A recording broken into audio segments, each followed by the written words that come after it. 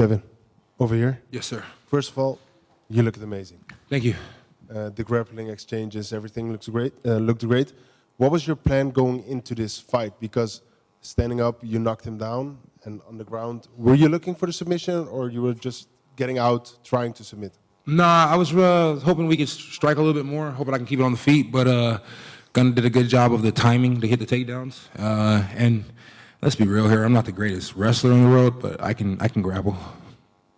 And at what point did you thought, okay, now I got this match? I never felt like I had the match. I just always felt like it was a good, fun fight.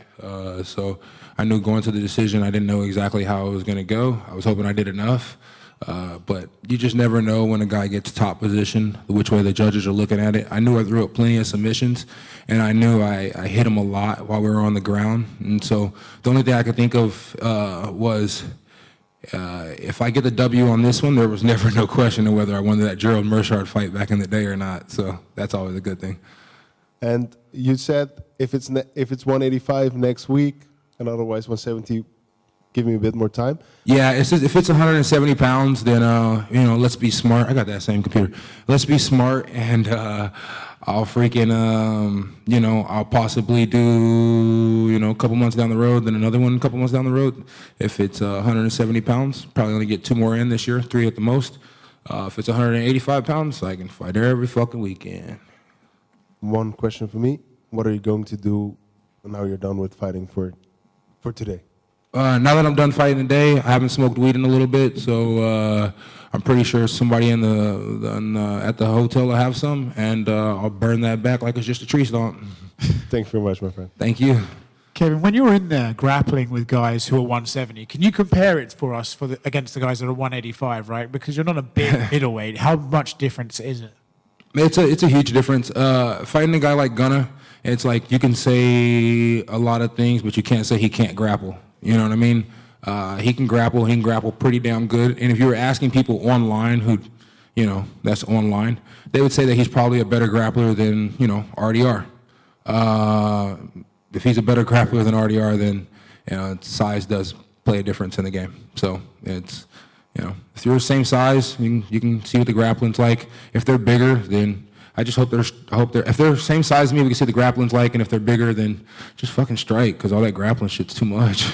Is there ever a part of you that thinks like, right, okay, if I want to, I don't know how much you care to do this, but go up the rankings, it's like, okay, I should probably focus on 170, right? Because these guys are my size. Clearly, you can grapple with them at that weight, and you're not giving yourself a disadvantage at 185. Or do you have to think to yourself, but I need to stay active, I want to stay active? Is there ever a trade-off in your mind about which way you're going to pick and go?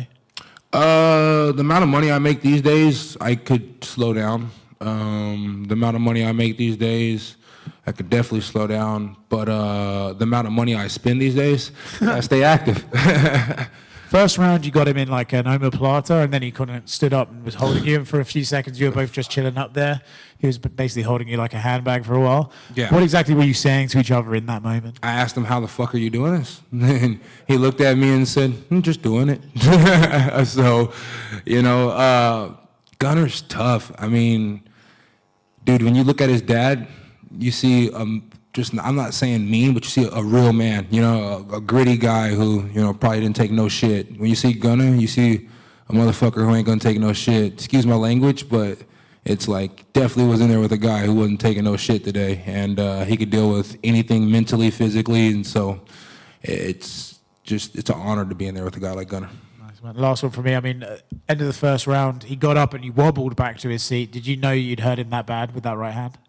The thing about that right hand is when it lands, I never know exactly what it's going to do, but I know it's going to do something, Whether it makes you think or whether it makes you blink, I know it's going to do something.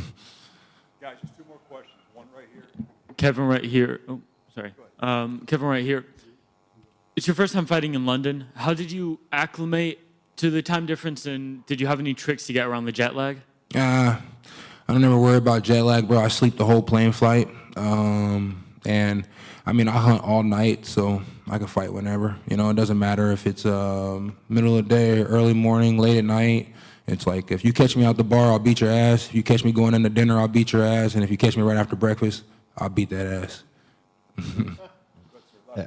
Congrats, Kevin. And is there some fun matchup you have in mind for the future, like exciting fight you want to make happen? No, when I'm fighting at 170 pounds, Sean Shelby's my matchmaker. When I'm fighting at 185 pounds, Mick Maynard's my matchmaker.